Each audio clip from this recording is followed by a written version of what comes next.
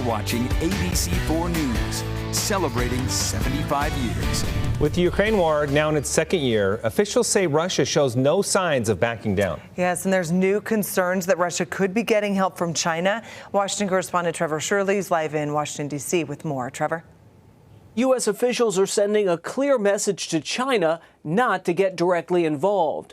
Washington is growing more concerned that China could soon send lethal military aid to Russia. Their weapons would in effect be used for the slaughter of people in Ukraine. Officially, China says it's neutral when it comes to the war, but there are signs of a growing partnership between Moscow and Beijing.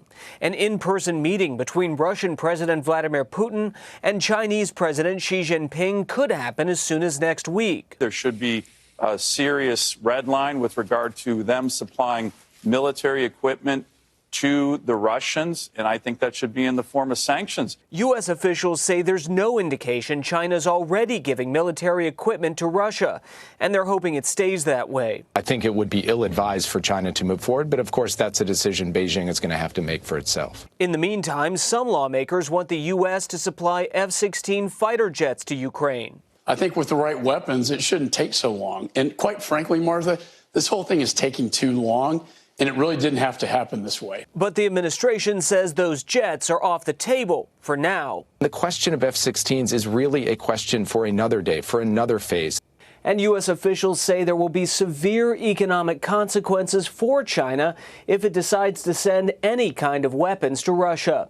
Reporting in Washington, I'm Trevor Shirley, KTLA 5 News.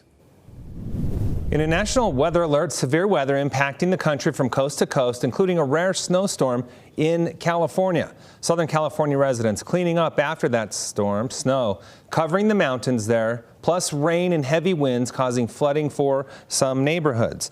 In the Midwest, tornadoes are touching down and leaving thousands without power, plus golf ball-sized hail from Kansas to Oklahoma.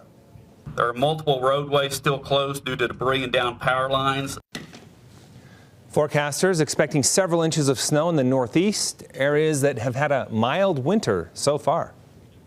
And back at home, roads were not looking so good in Provo Canyon. If you were stopped driving through this afternoon, this is why. Snow spread to the road in a controlled avalanche, we're told. UDOT posting this video on social media of crews clearing the roadway there, and now it is clear, so the road is back open.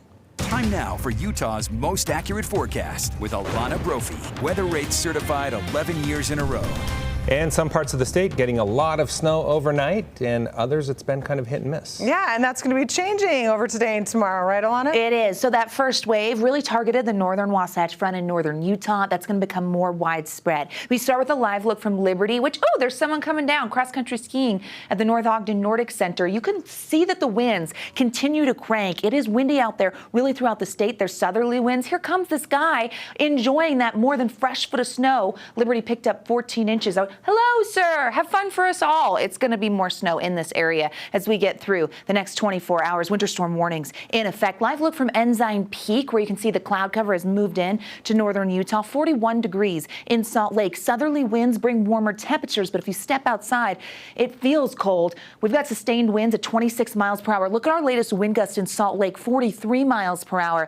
And we do have a new wind advisory for the Southwest Desert. It's Joab and Millard counties, and that wind advisory is going to hold until 4 a.m. 55-mile-per-hour wind gusts expected there. But even in places that don't have an advisory, winds are going to be an issue, and that's going to be through the overnight. By the early morning hours, those winds will diminish just a little bit. We also know we've got winter storm warnings in effect, and they really take over the whole state. They're all associated to that upper level low. We've got a cold front tracking towards Utah, increasing cloud cover, and that moisture popping up on the radar means that, yes, we've got rain and snow out there right now. Winter weather advisory in purple. We're seeing that for Cache Valley, Box Elder County, the Uintas, and the winter storm warning for the Wasatch Mountains and the Wasatch Back. That's going to hold steady until 5 p.m. tomorrow, actually into Wednesday. So this is going to be a 2-day storm warning for the north. We see now this afternoon they've issued that winter storm warning for central and southern Utah, the mountains expecting heavy snowfall. So we're getting a series of systems. They're going to come through, and it's going to be hit or miss with our snow because we'll see lull in the action during the day. So we'll see a break like we did today, but now things are changing. So periods of snow from the evening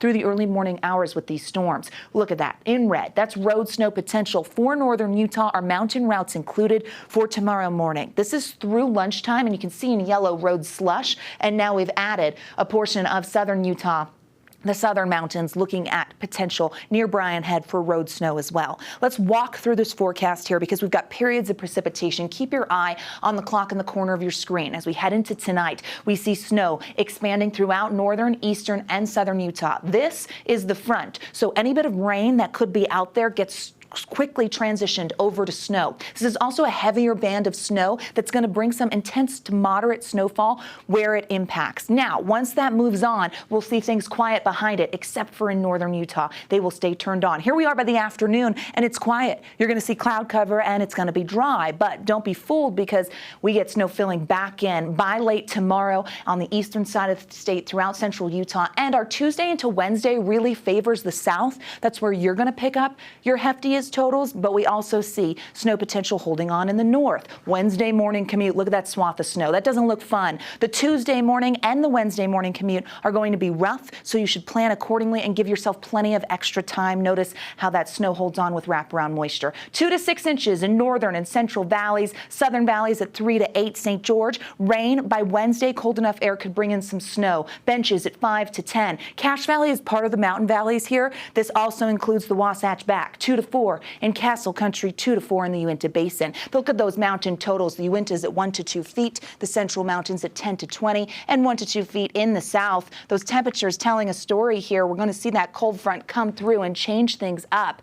When it does, it means 20s and 30s for highs tomorrow, 48 in St. George. Now, we do have some rain in southern Utah. As we take a look at the next 7 here, you're going to be able to see that mixed precipitation as cold air comes in, and then things start to quiet down south as temperatures trend downward. It's going to be chillier. Wasatch Front bringing snow. Now, again, the periods of snowfall here looks like the evening into the early morning hours. That's why our morning commutes will be impacted. Brush by system Friday, maybe again for the weekend and into next week. Did somebody order snow? Yeah. Wasn't me. I did. Delivering. All of the state. delivering. The good part is we're staying above freezing for our highs during the day. Yeah, that's during the day for this round. As these cold fronts continue to come in, we drop. It's going back down. Right. Yeah. Thanks so much, Alana.